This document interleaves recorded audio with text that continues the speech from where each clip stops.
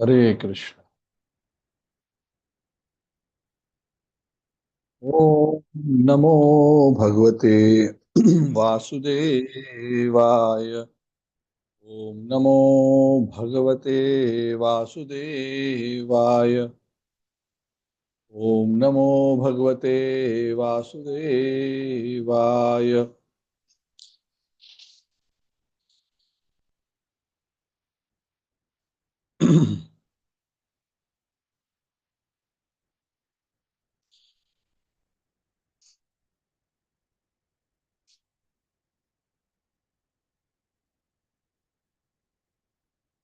Just give me a minute.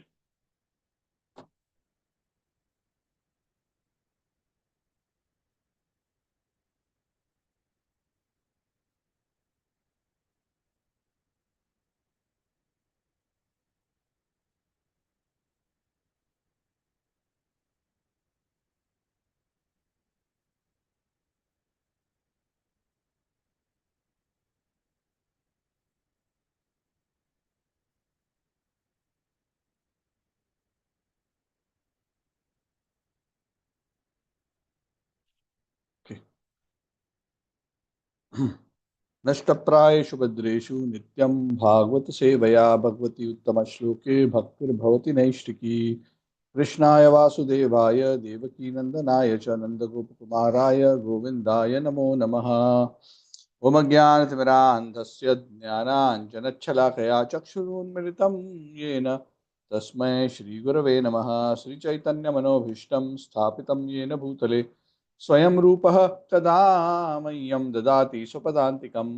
वन्देऽहं श्रीगुरोः श्रीयुतापदकमलं श्रीगुरून् वैष्णवांश्च श्रीरूपं साग्रजातं सहगणा रघुनाथान्वितं तं सजीवं साद्वैतं सावधूतं परिजनासहितं कृष्णचैतन्यदेवं श्रीराधाकृष्णपादान् स्वगणललिता श्रीविशाखान्वितांश्च। हे कृष्ण करुणा सिंधु दीनबंधु जगतपते गोपेशा गोपिका कांत राधा कांत नमोस्तुते तप्त कांचन गौरांगी राधे वृंदावनेश्वरी वृषभानुसुते देवी प्रणमामि हरिप्रिये। वंशकल्पतरुभ्यश्च कृपा सिन्धुभ्येव च पतितानां पावनेभ्यो वैष्णवेभ्यो नमो नमः। जय श्री कृष्ण चैतन्य प्रभु नित्यानंद श्री अद्वैत गदाधर श्रीवासादि गौर भक्त वृंद। हरे कृष्ण कृष्ण कृष्ण हरे हरे, हरे हरे राम राम राम हरे हरे। आदाय कृष्ण पृष्ठाय कृष्ण नमो विष्णुपादाय कृष्ण पृष्ठाय भूतले श्रीमति भक्ति वेदांत स्वामी नामिने नमस्ते सारस्वती देवी गौरवाणी प्रचारिणे निर्विशेष निवाद पाश्चात्येश्चारणं करोति वाचालं पंगुं लंघयते गिरिं यत्कृपातमहं वन्दे श्रीगुरुं दीनतारिणं परमानन्दमाधवं श्रीचैतन्य ईश्वरं। हरि ओम तत्सत्। हरे Krishna. So thank you all for joining today. We had to move yesterday's class to today. My apologies, and thanks to whoever has been kindly accommodating my last moment schedule adjustments. Also, I see Ishan Gaura Prabhu has joined. Thank you, Prabhu. Very promptly, you accepted our invitation. Prabhu is a wonderful devotee from, currently in KL, the disciple of Bhakti Vaishnava Ashray Maharaj. He recently took initiation. So, congratulations to him. God brother of Virendra Prabhu. You may not have met him. He's also part of our session, Prabhu. He also got initiation just a couple of months ago from your Guru Maharaj. So I'd like to welcome. So the whole purpose of our association is very simple. Shrunvatam Sakata Krishna Punya Shravana Kirtana Hridyantasto Hyabadrani Vidunoti Surutsata. So when Lord Krishna disappeared from this world, when the question was asked, where will Dharma go for shelter? The answer is Bhagavatam.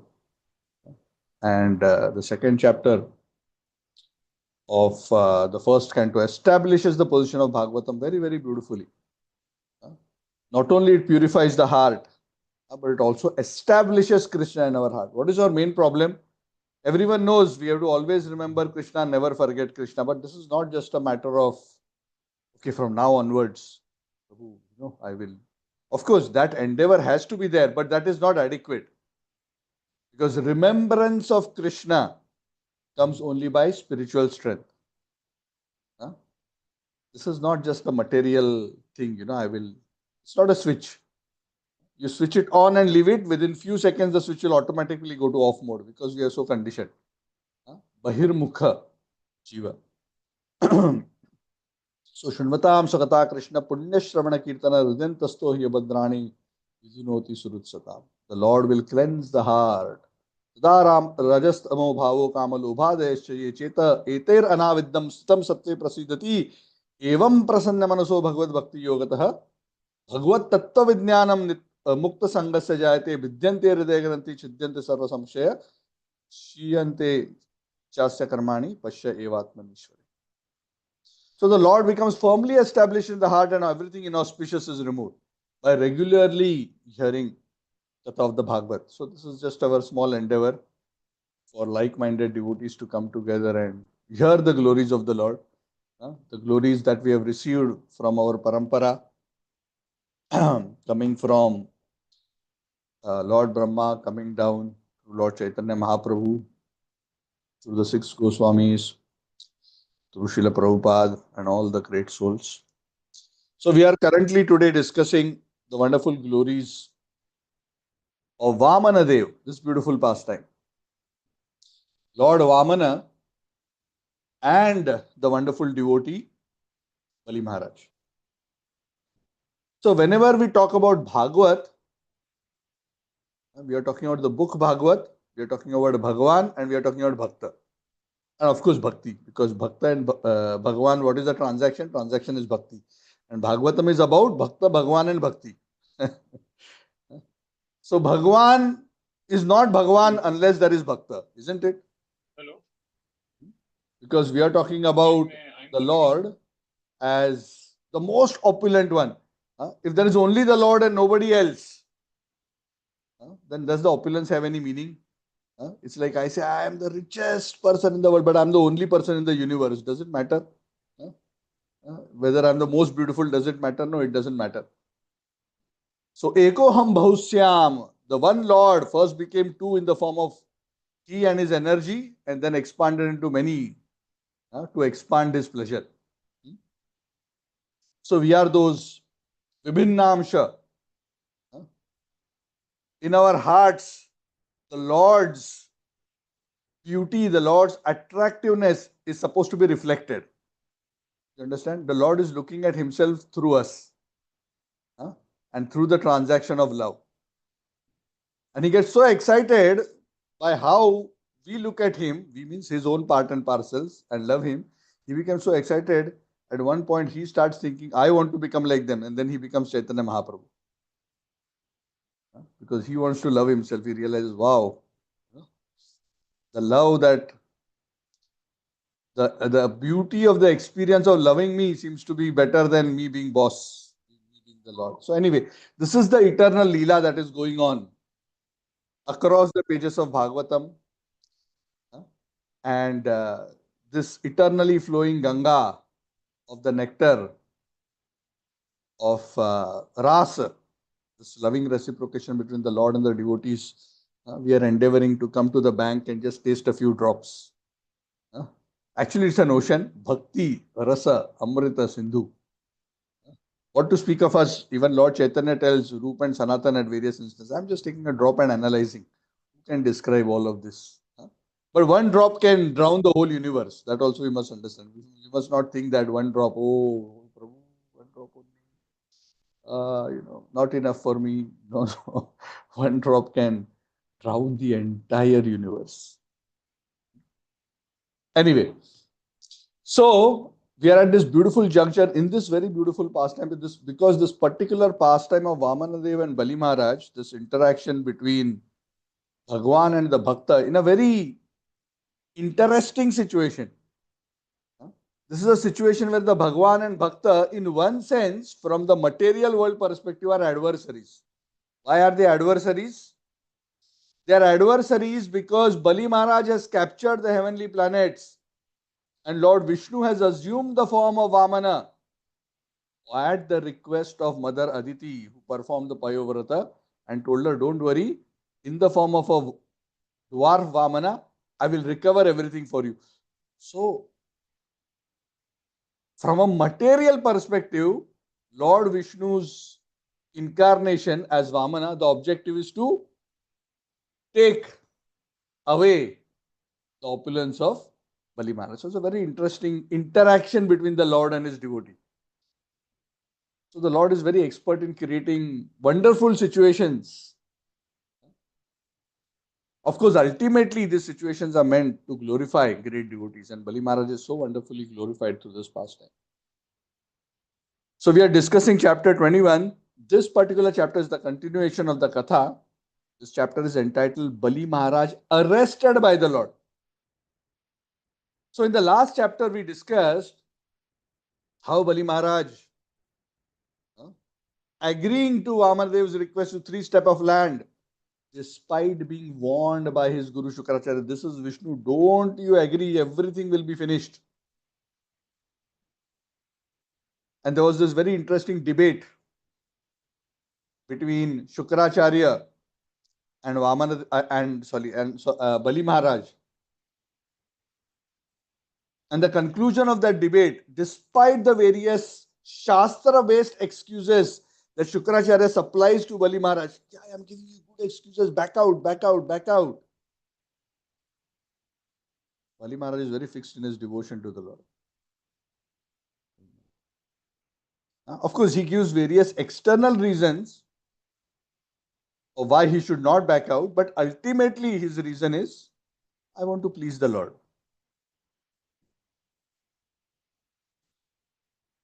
A devotee at heart, even though he may be in possession of many things, a lot of Aishwarya, a lot of control, a lot of opulence, control from an external perspective, he never loses sight of the reality that Krishna is the controller and proprietor and the enjoyer of everything. Bhoktaram yagyatapasam sarvaloka maheshwaram surada sarvabhutanam yatva mam shantim. So Bali Maharaj makes a very interesting, amongst the various arguments, and this I'm just recapping the previous chapter, he makes one very interesting argument, and he says, actually, not only everything belongs to him, but isn't it true, O Gurudev Shukracharya? Anyway, the Lord is going to take away everything from me at the time of death, in the form of time. Kalaha sarva haras chasmi, Krishna says in the Bhagavad Gita. So we only have actually 2 choices. And this is not just for Bali Maharaj, this is also true for all of us. We either surrender and offer everything willingly to the Lord, which actually anyway belongs to him, or everything will be snatched away helplessly from us at the time of death. And the Lord is so kind that even if we offer everything to him, it is not that we become losers. Sometimes people think, oh, if I give everything to the Lord, what will happen? Bali Maharaj's pastime is a very wonderful example of how a devotee is never the loser, even if he offers everything.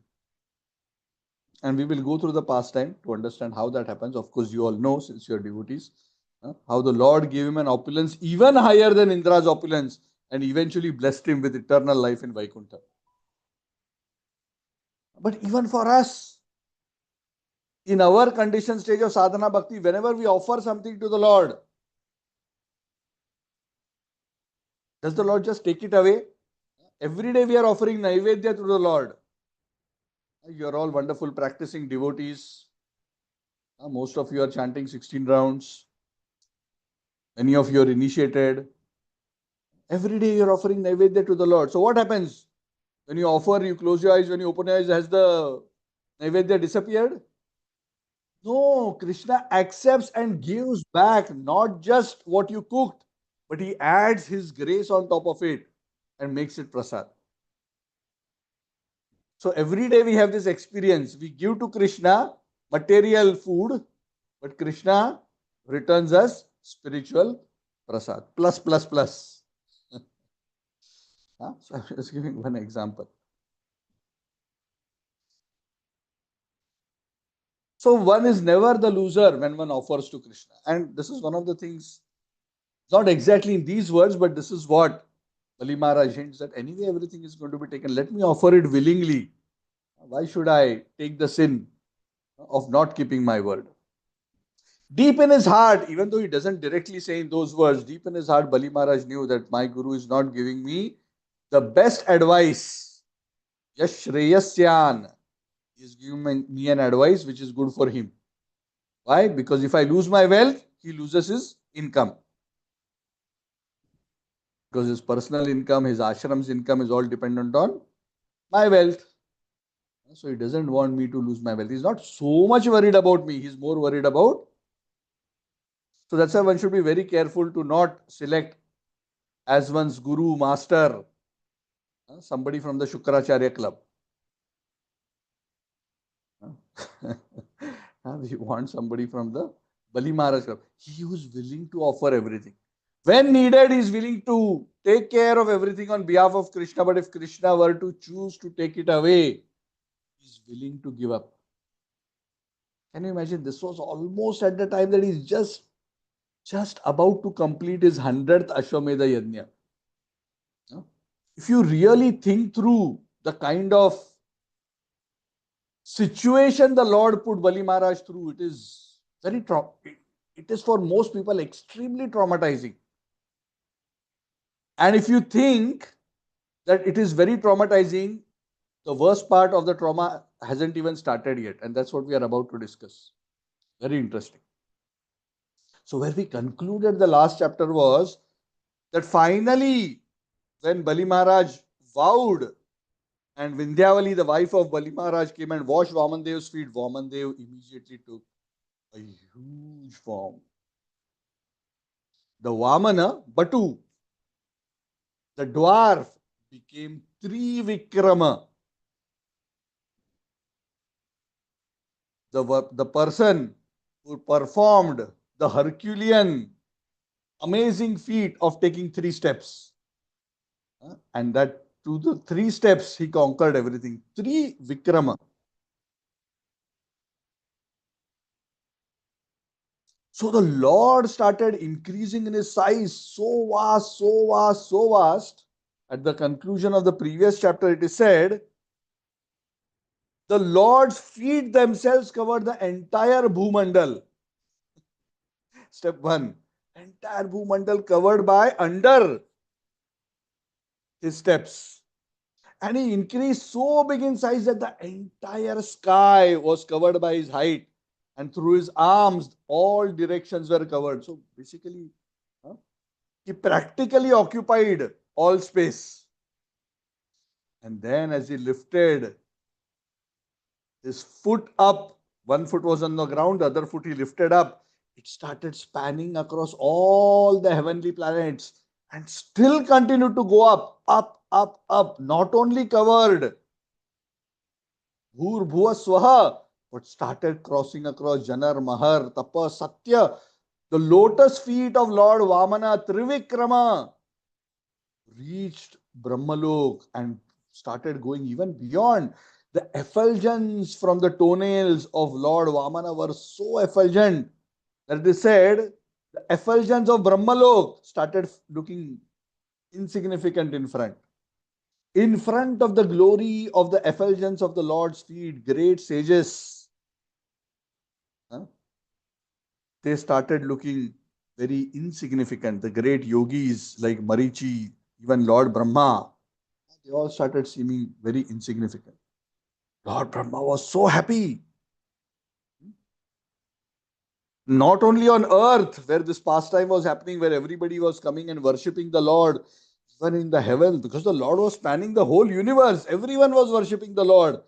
Great sages, great self-controlled, self-realized munis and sages appeared and started worshipping the Lord. Lord Brahma, he immediately took the opportunity. He said, Lord's lotus feet has passed through my Brahmalok. And the Lord's lotus feet extended and touched the covering of the universe. It is said, as the Lord's lotus feet touched the covering of the universe, gave a bump. There was a small crack in the covering of the universe. And one drop from the Viraja river outside the covering of the universe, from the causal ocean, it trickled in, touched the toes of Lord Vamana Trivikrama, and came down and became Ganga. The water which has performed Abhishek of the lotus feet of the Lord.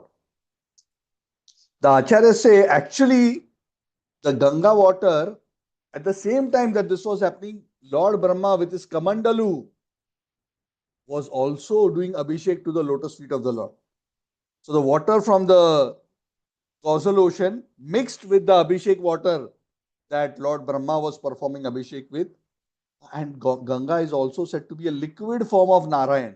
So all these three mixed, the water from the causal ocean which washed the Lord's feet, the water from Brahmaji's Kamandalu which washed the Lord's feet, and the liquid form of Lord Narayan himself entered into the water. And all three together became the Ganges river. And that's why Ganga Devi is so very purifying.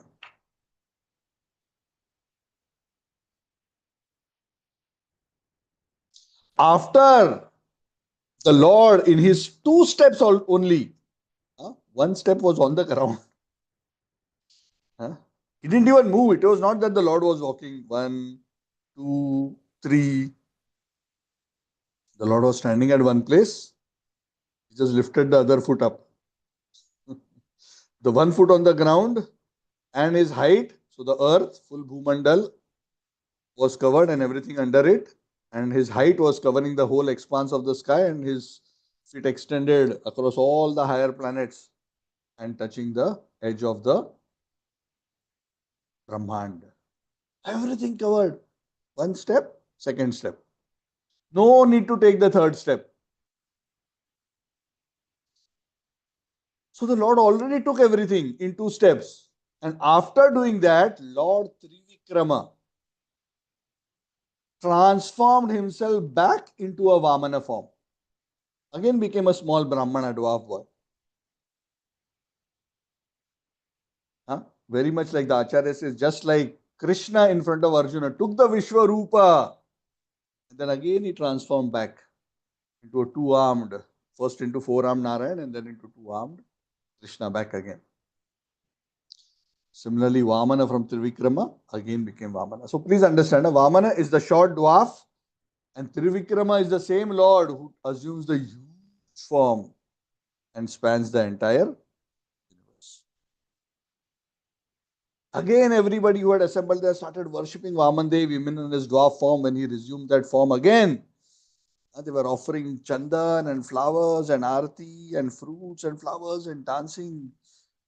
The Devatas knew the job is done.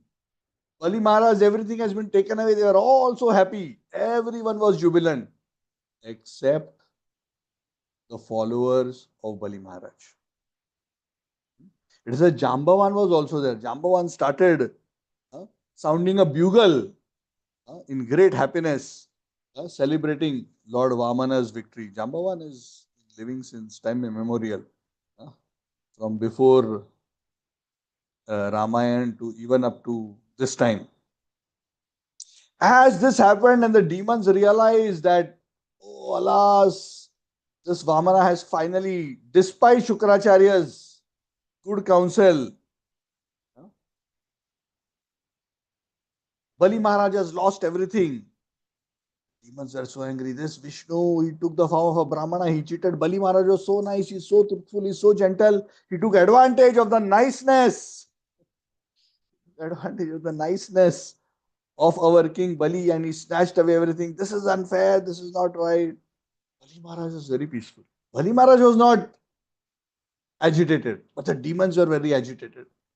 And the demons decided, let us attack this dwarf Vamana and kill him. Bali Maharaj was not at all supportive of this. But they didn't even wait for Bali Maharaj and ask him, should we attack, should we not? They just took their weapons and rushed towards Vishnu. It is said that Lord Vamana at that time, Lord Vamana as the incarnation of the Lord, is always surrounded by his associates. The Lord's bodyguards, Nanda, Sunanda, Jaya, Vijaya, huh? All these associates, Garuda, Jayanta and others, each associate as powerful as 10,000 elephants. As the demons rushed, these associates, very easily just knocked all of these demons off. Because what to speak of the Devatas? The Devatas are powerful, but the residents of Vaikuntha are so immensely powerful. The demons are no match. Very easily they were slaughtering the demons like anything, and Bali Maharaj was shocked. What is going on? He didn't want this to happen. He knew this is my worshipable Lord. He told all the demons, hey, Viprachiti, huh? Oh Nemi, oh Rahu, stop, stop, stop. What are you doing? Huh? Please understand. This is all happening by the will of the Lord. No one can supersede the desire of the Lord. So Bali Maharaj gives very interesting wisdom. The will of the Lord cannot be superseded. The Lord is the one who is the giver of happiness and distress to others. So if the Lord has created a particular situation for us, huh, through the agency of time, because the time factor is the energy through which the will of the Lord is manifested.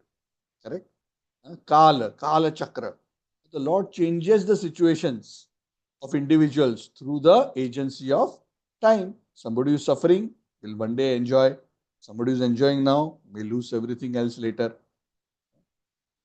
So he gives very wonderful wisdom. And this wisdom is very applicable even to us, especially sadhakas. Time factor is very strong. Huh? And he says a very beautiful verse, huh, to indicate that nobody can counteract time. Balena sachivair buddhya durgair mantra aushadadhibihi samadhi vir upayaischa kalam natyeti vaijanaha. No one can overcome the time factor. Kalam natyeti vaijanaha. Neither by power nor by consultation and research, nor by intelligence, nor by having powerful forts and defenses, nor through mystic mantras, or by herbs and medicines, or even by diplomacy or any other means. One cannot overcome the time factor, because the time factor is the energy of Vishnu and it represents his will. So this was like a Bhagavatam class for the demons. The demons were scratching their heads. We don't understand this philosophy. Huh? So then Bali Maharaj was thinking how to make them understand. So he tried to give them some very simple understanding by which they could understand. He told them, please understand. I'm telling you, at one time, time was on our side and we were in control. Now, time factor has changed. Huh? Now we can no longer remain in control. We cannot fight time.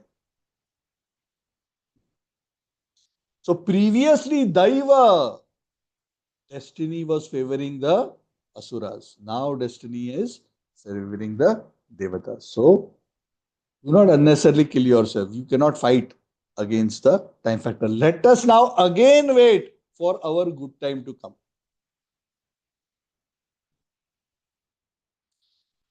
So this is the reality. This is also a very wonderful lesson. This is the reality of the material world. What is the reality? Shitoshna sukha dukkadaha agamapaniyanu anityastam statiksha bharata. Happiness, distress. Victory, defeat. Gain, loss. Will continue to come through the influence of the Kala Chakra. Just like summer and winter come. Summer, winter, then again summer, then winter. Nobody can control the flow of time. Nobody can control summer and winters coming and going. In summer, we have to tolerate the heat. In winter, we have to tolerate the cold. Similarly, a spiritual sadhaka, a saintly person must learn to tolerate the influences of the time factor. And that is Krishna's advice in the Bhagavad Gita. Tam titikshasva bharata. This is a very important instruction for sadhakas. Titikshasva, tolerate. Sometimes we have very unreasonable expectations. I say this many times. An unreasonable expectation. Whether when time is apparently bad for us, we think it is bad. It is never bad because everything is good for one who is seriously engaged in the Lord's devotional service. Even whatever is apparently bad is for his good in that sense. So one is not resentful. Of course, one has to deal with the challenges, counteract them according to dharma, using spiritual intelligence. But one is not resentful. Why Krishna? Why I am devotee of Krishna, but Krishna is not removing this obstacle from my life? Time factor. Bali Maharaj. See what Prahlad went through. See what Dhruva went through. See what you name the Bhagavat devotee, and you will see. Huh? It was never, I am a devotee, so nothing happens to me. Never. So when this was told, Daiva is not with you. Don't do this. Don't unnecessarily, foolishly lose your life for nothing. Then the demons knew, yes, yes, because they were anyway getting killed. Suddenly the wisdom started making sense. So they said, okay, okay, we'll not fight. And it is said they went back to the lower planetary systems as per the instructions of Bali Maharaj.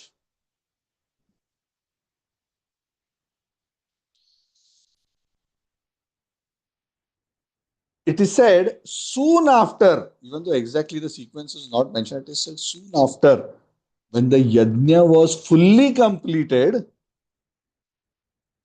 on the day of Somapana, when the yajna is completed, there is a final ritual of Somapana, after which the yajna was officially completed. The Lord comes back to Bali Maharaj, and at that time, Garuda Dev comes to the place as soon as the sacrifice is completed. The Lord doesn't even stop after taking over all the worlds. As soon as the sacrifice is completed, the other demons have fled away. Garuda arrests Bali Maharaj using the Varuna Pasha. Ties him up. He ties him up as if he's a ordinary criminal. So the Acharyas say that Garuda understood what was going on in the Lord's mind.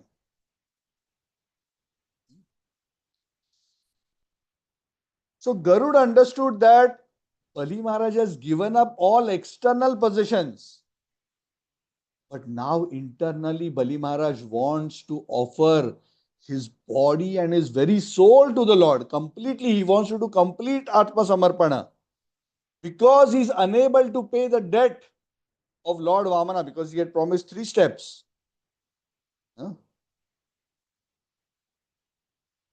He wants to offer everything to the Lord. And in reciprocation, Garuda is thinking, the Lord is so kind that anyone who offers his full self to the Lord reciprocates with him so abundantly that the Lord gives him back many times more than what the Lord took.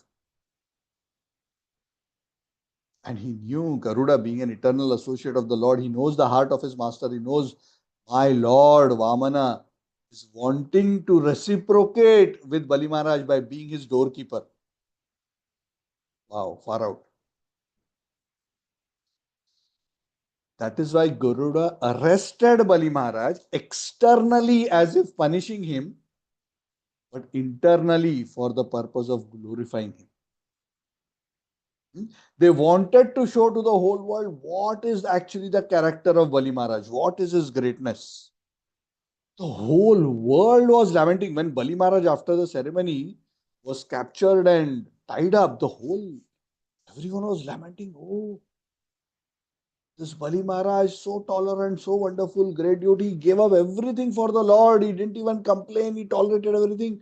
But despite all this, just see how he is still being humiliated and he is now being tied up as an ordinary prisoner. Not only was he tied up, Vamanadev personally comes in front of Bali Maharaj and says, huh? Oh, Udara Yashasam, oh, you who's very liberal, magnanimous, and very famous. You, Nashta Shriyam, who has already lost all his wealth, which means now you don't have anything.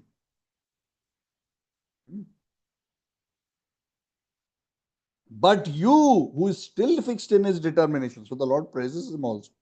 Sthira Pradnya.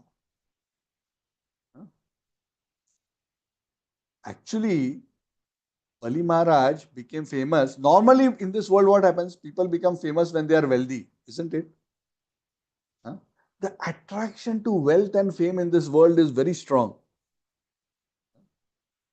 isn't it?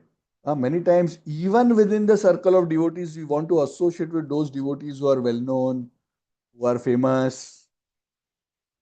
Even if there is a very wonderful advanced devotee who has great ruchi for Nam and Bhagavat, he may not be so famous.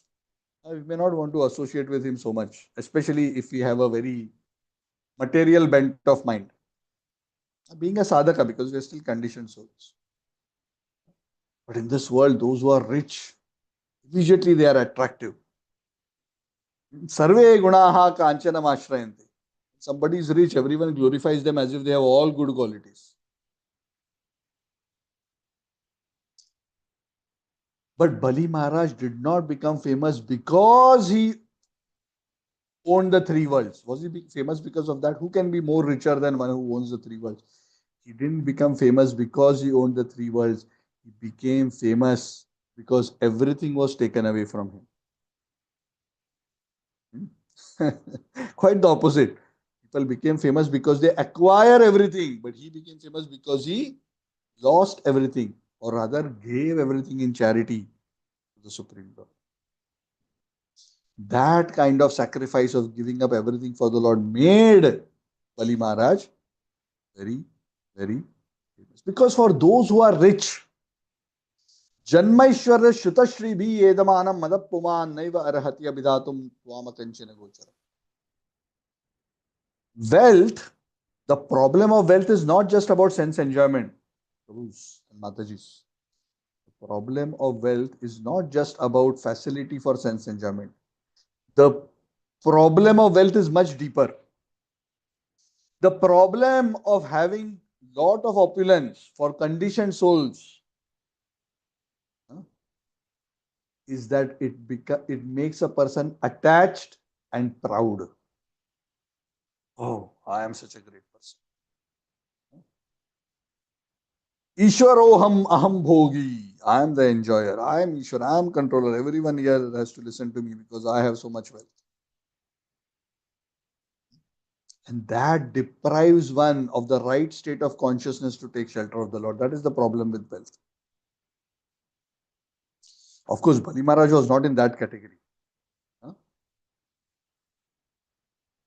Because he was not in that consciousness, he could, without any frustration, give everything to the Lord when the time came.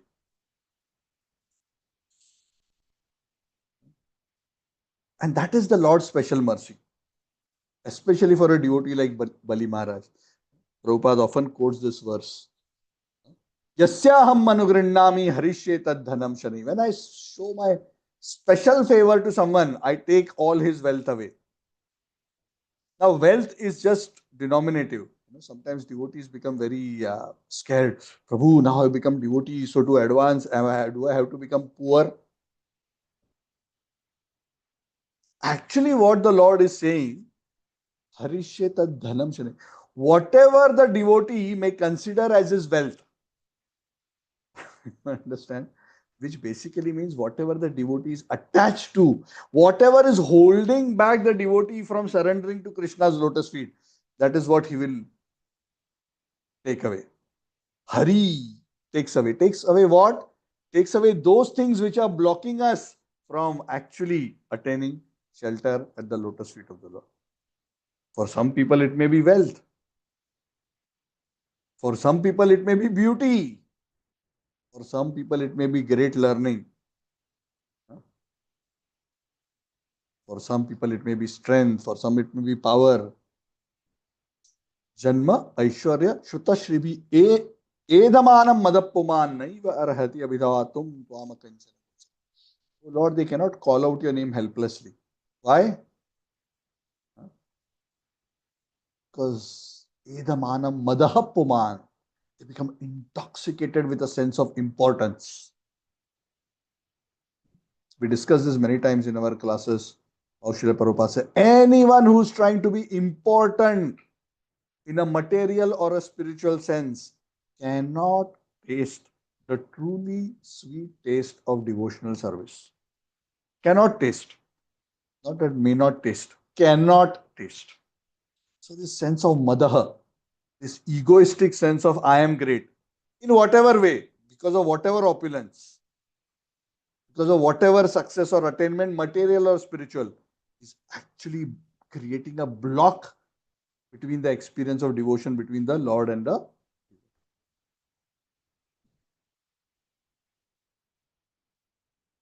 In this case, the Lord is using this last, if you want to call it a trick, last trick, where apparently he is humiliated because the Lord wants to give him the opportunity to offer himself fully, because in his heart, Bali Maharaj is wanting, how my heart is not fully satisfied. Because giving wealth is only one thing, but what is ultimately surrender? We discussed this in our last class. Ultimately, surrender is the offering of the false ego. It's offering everything. Oh Lord, I am only yours. It's not that I give to you this, but now I will build something else for myself. No, Lord, I am only yours. Tava asmi iti yachate. And that greatly pleases the Lord. So Bali Maharaj Vamanadev, to facilitate this final surrender, which Bali Maharaj is also wanting in his heart. Vamanadev comes when Bali Maharaj is tied like this. He is totally tied. He cannot even fold his hands, or he cannot even bow down to the Lord. He's like tied like a criminal. Vamanadev comes in front of him. And just see, so interesting. Vamanadev, internally Vamanadev is already pleased and he wants to bestow more mercy. But externally what Vamanadev says? You are a criminal. Bali, you are a criminal. Why you are a criminal? Promise me 3 steps, right? But you have given only 2. After all that he had done, just see what the Lord made him go through. Yasyaham anugrannami harishyeta dhananchani. The Lord wanted to take away all other, any remaining traces, if at all they were there, of any attachments. Now tell me, where should I put my 3rd step? 2 steps I have taken. Now you have already lost everything because that's all you had. But one more step is pending. So because you don't have anything else to fulfill your vow, and because you have failed in your vow,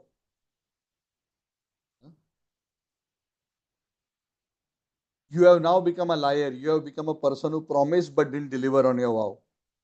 That is why, according to Shastra, you are fit to go to hell. So you go to hell along with your guru, you both go to hell. The word used is niraye in the Bhagavatam. This is verse 32, niraye. And the Acharyas comment, because in these words actually externally Lord Vaman is chastising Bali Maharaj. But there is a dual meaning in each of these verses, this verse and the next few verses, that actually internally Lord Vaman is blessing Bali Maharaj. This only the devotees understand and the Acharyas explain. So the word Niraye can also be understood as Nilaye. Nilaye means go to my divine abode. Enough. I have taken away everything. Now you deserve to go. Because actually for a devotee, what to speak of a devotee as great as Bali Maharaj? The Acharyas say, even a Bhaktya Bhas like us, we are just a reflection of a devotee, a semblance of a devotee, at least for me, at best. Not only that I am, even Bhakti Abhas is a great, is something of significance. Even a Bhakti Abhas doesn't go to hell. So how can Bali Maharaj be put into hell? How the Lord will tell him go to hell? So externally he says go to hell, but actually what the Lord means by the word Nilaya is go to the spiritual world. Because what the Lord is about to do, he is hinting at this. He hasn't said this yet. What the Lord intends to do is forget this Indralok. I will give you more opulence than Indralok. I am going to give you Sutala planet, which is even more opulent. And I am personally going to be your door watchman. And after you have lived there for the rest of the Manvantar, then you will get to enjoy the position of Indra. And after that, you can come back home, back to Godhead. Your future is fully insured, fully covered. I am the insurance provider. I give you this guarantee. The last trace of anything that may be there, you are just about to complete. The Lord is hinting. It's not yet completed because it's tied. The last step is still not been given. Bali Maharaj, it is said, the Bhagavatam says, even when this was said, you didn't give. Can you imagine? After all that he did to give, he's still tied up and he's still externally being chastised as a liar and being told you go to hell. Even then, in his heart, Bali Maharaj did not deviate from his perfect devotion to Vishnu. And he did not hesitate to carry out that order.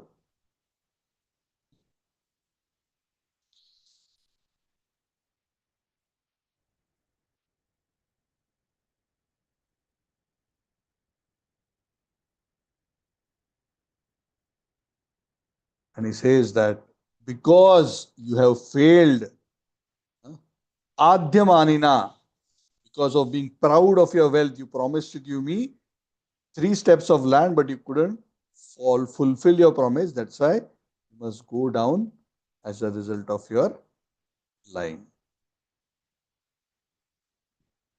So the chapter ends here. What Bali Maharaj does in response to this accusation is what will be discussed in the next chapter, which is 22nd chapter of how Bali Maharaj does full Atma Samarpana. Bali Maharaj surrenders his life. So such a wonderful situation Lord Vamana has created for Bali Maharaj to surrender. And this is very interesting. It is very interesting. Why is it very interesting? It is very interesting for us as sadhakas because we understand through pastimes like these that when the Lord puts his devotees into difficulties,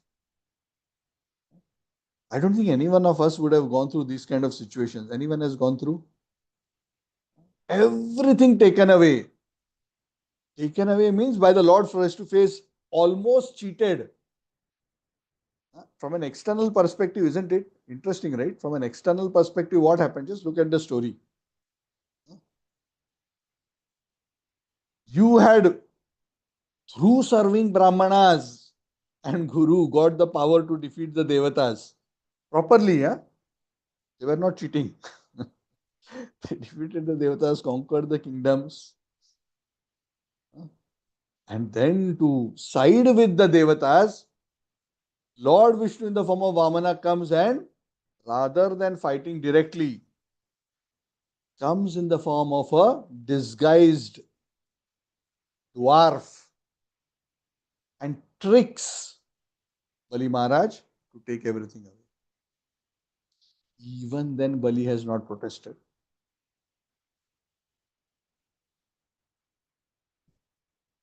Even after doing this much,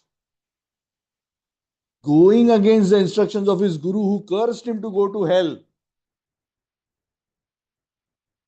who cursed him to lose all opulence, despite of doing the greatest thing imaginable, he was still arrested and tied.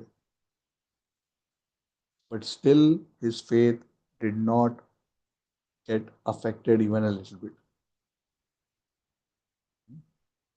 He was so fixed in his full surrender to the Lord that whatever the Lord does with me will always be perfect, and everything is for the Lord's pleasure.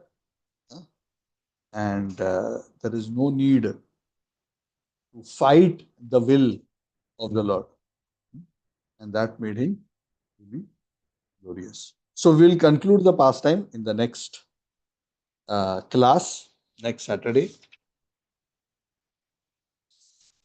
And I'm going to stop here. If there are any questions or comments, we can take for a few minutes.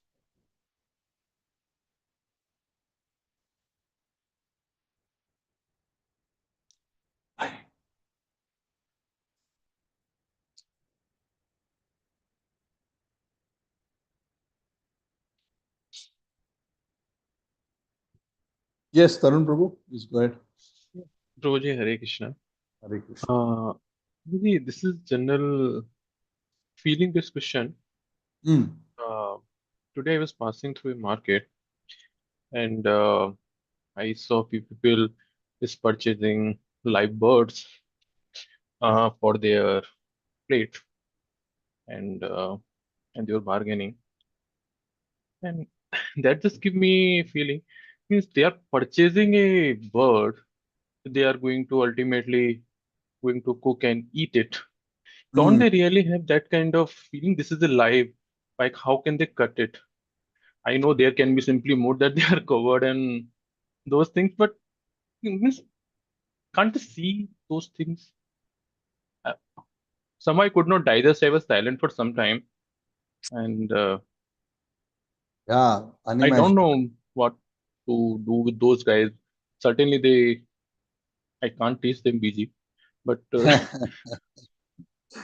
No, no, we can. We can. Sometimes people are just in ignorance. See, what happens is the more we get covered over by lower and lower modes, especially Raja and Tama, one of the results of it is we become desensitized to others' pain. Those who are sattvic are very sensitive to others' suffering. Those who are transcendental are well wishers of everyone. But in Sattva Guna, we are sensitive. So when we see pain, because you have Sattva Guna, you feel you are sensitized just thinking, my God, what's going to happen to them? What suffering awaits them? Them means both the bird and the person who's killing the bird. Both. So, but those who go to lower modes, Rajoguna and especially Tamoguna, they become desensitized because the covering is so much of the modes that the qualities of compassion, the qualities of kindness are practically, frozen in their hearts. So that because that sense of enjoyership becomes so strong that they think it's okay for others to be sacrificed for my happiness. That is a demoniac mentality. And the Daivi mentality is what? Everything is for the Lord's enjoyment and for the Lord's service. So slowly, when we preach Gita, Bhagavatam, when others eat prasad, when they evolve in consciousness, so many of us have come from the background of eating non-vegetarian. I don't know about you. I in my childhood was eating. So that time I was desensitized to quite some extent. But when we associate with devotees, when we hear Bhagavatam, now even just thinking, we feel, oh, how was it even possible that we were doing such things? So that is the result of some purification through the grace of Guru Krishna and through associating with Vaishnavas, chanting the holy name. When there is a little bit purification, our intelligence comes. We become a bit more sensitive to other suffering. And that is why those who are very advanced, why are they preaching? They're not preaching to become great devotees or great preachers. I want to be famous. I want to preach so much that there'll be so many reels on me and so many videos. I'll get so many views. Like many people produce content just so that they have so many views so they can earn some money, get some fame, do a business. A devotee is preaching, I'm talking about advanced devotees, is out of that deep sense of sensitivity of the pain they feel by seeing others suffering. Para dukkha dukhi. One level is to just feel pain for others suffering, right? I am so fortunate. I have got Gita and Bhagavat, and I am on the path to be liberated. But all these people are trapped. One is to feel sad for them, but the other is not just feel sad, to have compassion, to extend oneself, to give them mercy. And that's what the great souls are doing, right? That's what Narad Muni does. That's what Prabhupada did. They are sensitive towards the suffering of all living entities. That is why great souls are known as Paradukha Dukhi. They feel that I am enjoying such immense Krishna consciousness, but the living entities are suffering. So the compassion of the great souls is the cause of our good fortune. Correct? You understand? It's not that they wanted to become great preachers, that's why they went out and wrote books. That was a part of their vision of how to extend that compassion to them, how to reach out to them, that they wrote books, they gave lectures, whatever. Prabhupada was so comfortably situated in Vrindavan, perfect in his consciousness, in the most perfect place. He could have just remained there and gone back to Godhead anyways. Is it that he needed to create this mission to go back to Godhead, or we wanted to achieve something big, become famous all over the world? No. His compassion for all living entities, which also came in the form of the instructions of his spiritual master, who also had the same mood of extending Lord Chaitanya's mercy, Krishna's mercy to all living entities. So what I'm trying to say is, as the more the soul is covered, the more the soul is desensitized, and the more the soul is advanced, the more sensitive it is. So those who are very advanced devotees are extremely sensitive to what will please the Lord, what will not please the Lord, what will please the Guru, what will not please the Guru, what will please the Vaishnavas, what will not please the Vaishnavas. And that is why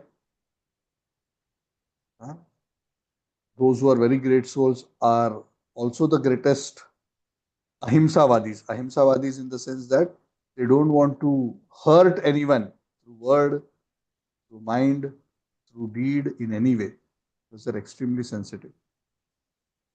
Yeah, does it answer your question, Prabhu?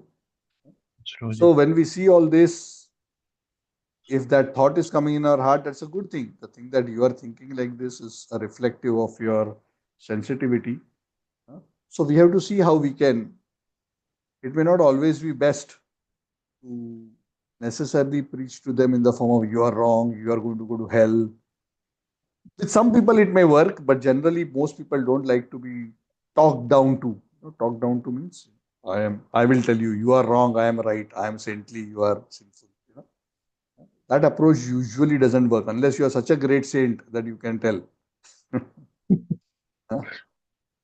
But the way is to somehow bring them to a higher platform by giving them the association of devotees. So when they get the association of devotees, when they come in contact with the holy name, when they come in contact with Bhagavatam, when the lower mode starts subsiding and the higher mode start developing and some transcendental knowledge comes in, then they start seeing things more clearly. Then they start understanding. They not only understand, but they also get the strength to say no to sinful things. So that's how we should help. So first way to help such entities, if they are within our sphere of influence, not everybody is in our sphere of influence, but if we can, is to give them prasad. Then help them to hear some kirtan, help them to come in a class associated with devotees, develop some relationship with devotees. So somehow when they come, and that's how we are creating classes like this, right? Of course, you all are very wonderful devotees, but Even a newcomer, if he comes into this Sangha, the effect of uh, pure Hari Katha, which is aligned with the mood of the Bhagavatam, is so strong that it cannot but leave a permanent imprint on the soul. That begins their auspiciousness. So that's how. So Prabhupada is merciful. We all can become small assistants to Prabhupada and the Gurus in their service to Radha Krishna and Lord Chaitanya. So continue to remain sensitive, Prabhu. The more people on behalf of Krishna we can reach out to, even as we are fixing ourselves, correct? Even as we are not perfect. We are also having so many shortcomings. But as we are getting benefits of Krishna consciousness, as we realize what others are missing, and we encourage others to also take benefit of this opportunity, that's a very wonderful service. That will actually make us very dear to Krishna. That we don't want to keep this just to ourselves. We want to share this with others. Ihaidam paramam guhyam madbhakteshu vidasyati bhakti mai param kratva mame vaishyatya samshaya. Okay, thank you so much. Thank you, Anything Prabhupada. else? All good? Yes. So I'll see you all on Tuesday and for our Chaitanya Charitamrita Katha. And Saturday, next Saturday is what data? 29th. 9th. Okay. Okay, let's see. I believe we should have our class, but anyway, I will let you know. So thank you, Prabhuji, one Tanu. more thing. Sorry to Yes, interrupt. yes. Yeah. Yeah. Go ahead. Congratulations on Congratulations to Sham and you on his achievement. Oh, okay, thank you. It's okay. Sorry. That's just one small event. But thank you. Please, all of you, bless him that he becomes successful, both spiritually and materially. That is most important. There is cultivation of material knowledge and spiritual knowledge. In the Ishopanishad, one says, he who cultivates avidya and vidya together. Very interestingly, material education is known as avidya. Sometimes one may think avidya means ignorance. Avidya in this context doesn't mean ignorance because one doesn't cultivate ignorance. One who cultivates avidya. Avidya means knowledge of this material world. And vidya together is able to taste nectar eventually. Because we have to know how to live in this world nicely also. Nicely means dharmically. Nicely doesn't mean necessarily opulently. That comes, that's good. But nicely balancing material and spiritual life. Then one can actually be very, what is the right word? Situated in the material world without being disturbed. I don't want to use the word comfortably because that will give a wrong understanding.